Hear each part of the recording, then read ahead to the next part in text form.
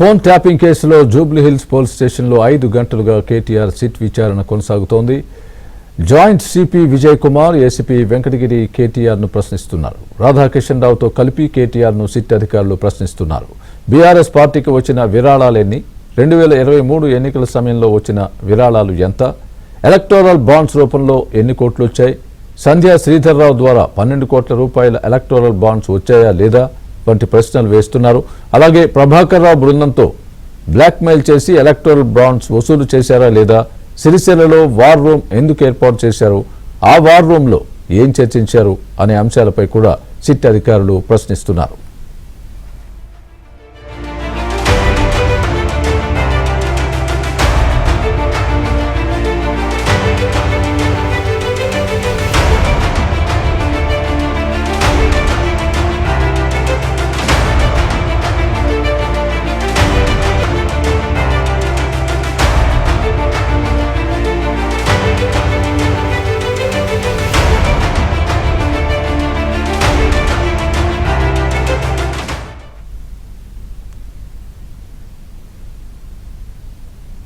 ఇదే అంశానికి సంబంధించి పూర్తి అప్డేట్ మా ప్రతినిధి మణికంఠ లైవ్ లో అందిస్తారు. మణికంఠ, చెప్పండి, కేటీఆర్ సిట్ విచారణ ఏ విధంగా జరుగుతోంది, పూర్తి అప్డేట్ ఇవ్వండి.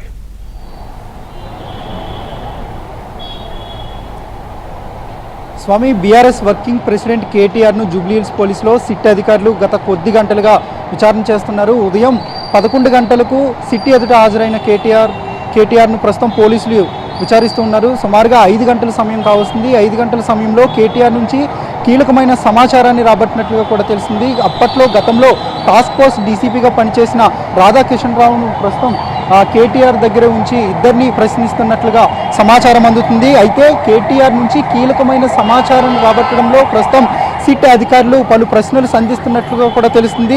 బీఆర్ఎస్ పార్టీకి గతంలో 2023 ఎన్నికల సమయంలో అసలు ఎంత మొత్తంలో విరాళాలు వచ్చాయనే దానిపై ప్రధానంగా సిట్ అధికారులు కేటీఆర్ నుంచి వివరాలు రాబడుతున్న సిచ్యువేషన్ కూడా కనిపిస్తుంది. అలాగే బీఆర్ఎస్ పార్టీలో కేటీఆర్ వర్కింగ్ ప్రెసిడెంట్గా ఉన్నారు. సో చెక్ పవర్ అంతా కూడా ఆయన వద్ద ఉంటుంది కాబట్టి ఆర్థిక వివరాలకు సంబంధించి కూడా పూర్తి స్థాయిలో అతని వద్ద నుంచి పూర్తి వివరాలు రాబడుతున్నట్లుగా కూడా మనకు సమాచారం అందింది. ఫోన్ ట్యాపింగ్ చేసిన అనంతరం ఆ సమయంలో ఎక్కువగా ఫోన్ ట్యాపింగ్ చేయడం ద్వారా భారీ మొత్తంలో వ్యాపారవేత్తలతో పాటు అలాగే ప్రతిపక్ష నాయకులను అప్పట్లో బెదిరించి వాళ్ళ వద్ద నుంచి పెద్ద మొత్తంలో డబ్బులు వసూలు చేశారు. అలా వచ్చిన డబ్బునే తిరిగి ఎన్నికల్లో ఖర్చు చేశారనే దానిపై కొన్ని ఆరోపణలు ఉన్నాయి. ప్రస్తుతం వాటిపై కూడా సిట్ అధికారులు అతని వద్ద నుంచి సమాచారాన్ని రాబడుతున్నట్లుగా కూడా తెలిసింది.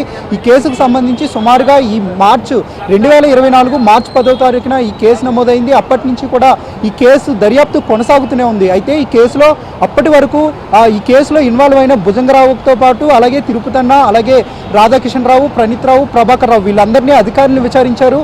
సో వాళ్ళు ఇచ్చిన సమాచారాన్ని ఆధారంతో పాటు అలాగే గతంలో కొంతమంది కాంగ్రెస్ నేతలు కూడా స్వయంగా సిట్ ఎదుట హాజరై వాళ్ళ యొక్క స్టేట్మెంట్ని కూడా ఇచ్చారు, సాక్ష్యాలుగా పరిగణించారు. అలాగే కొంతమంది బాధితులు కూడా తమ ఫోన్లు ట్యాపింగ్ గురయ్యాయి, అలాగే బీఆర్ఎస్ నేతలు తమను వేధించారంటూ కూడా కొంతమంది సిట్ ఎదుట స్టేట్మెంట్ ఇచ్చారు. సో ఆ స్టేట్మెంట్లన్నీ కూడా పరిగణలోకి తీసుకుని ప్రస్తుతం కేటీఆర్ నుంచి సమాచారాన్ని రాబడుతున్నట్లుగా కూడా తెలుస్తుంది. ముఖ్యంగా అసలు ఎస్ఐబి మాజీ చీఫ్ ప్రభాకర్ రావు బృందంతో బ్లాక్మెయిల్ చేసి ఎలక్ట్రల్ బాండ్స్ ద్వారా ఈ డబ్బులను వసూలు చేశారా లేదా అనే దానిపై కూడా పూర్తి స్థాయిలో అతని వద్ద నుంచి సమాచారం రాబడుతుంది. ముఖ్యంగా కేటీఆర్ను సిరిసిల్ల వార్ రూమ్లో అసలు అక్కడ సిరిసిల్లలో వార్ రూమ్ ఎందుకు ఏర్పాటు చేశారనే దానిపై అక్కడ వార్ రూమ్లో అసలు ఎలాంటి వ్యవహారాలు కొనసాగాయి, అలాగే ఫోన్ ట్యాపింగ్ ద్వారా ఎవరికి సమాచారం అందింది, ఆ సమాచారంతో ఏం చేశారనే దానిపై కూడా పూర్తి స్థాయిలో కేటీఆర్ నుంచి సమాచారాన్ని రాబడుతున్నట్లుగా మనకు ప్రస్తుతం తెలుస్తూ ఉంది. అలాగే ముఖ్యంగా ప్రైవేట్ ఛానల్కి సంబంధించిన ఎండి శ్రవణ్ రావుతో పాటు అలాగే మీకు ఎలాంటి సంబంధం ఉంది, అలాగే వీటితో పాటుగా గతంలో బీఆర్ఎస్ నేతల ఫోన్ ట్యాపింగ్లు గురయ్యాయి, బీఆర్ఎస్లో ఉండే నాయకులతో పాటు అలాగే కాంగ్రెస్ నాయకుల ఫోన్లు కూడా ట్యాపింగ్ గురయ్యాయి. సో అసలు ఎందుకు ట్యాపింగ్ చేశారు, అలాగే ఈ ట్యాపింగ్ వెనకాల ఏ ఉద్దేశంతో చేశారనే దానిపై ప్రస్తుతం అతని వద్ద నుంచి కేటీఆర్ నుంచి సమాచారాన్ని రాబడుతున్నట్టుగా కూడా తెలిసింది. సిఆర్పిసి 160 ప్రకారం అతనికి నోటీసులు ఇచ్చారు కాబట్టి కేవలం అతను సాక్షిగా లేదంటే ఈ కేసుకు సంబంధించి వివరాలు తెలుసుకునే అవకాశం ఉండడంతోనే ప్రస్తుతం అతనికైతే నోటీసులు ఇచ్చి రప్పించి ప్రస్తుతం విచారణ చేపడుతూ ఉన్నారు. అతని వద్ద నుంచి వివరాలు రాబడుతున్న సిచ్యువేషన్ కూడా కనిపిస్తుంది.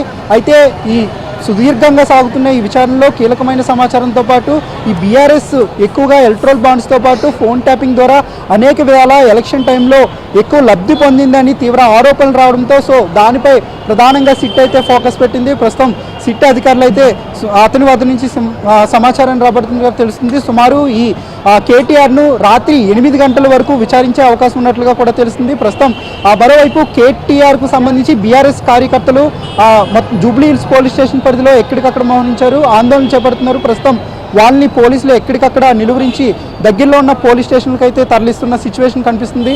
స్వామి రైట్, మనకంటే థ్యాంక్స్.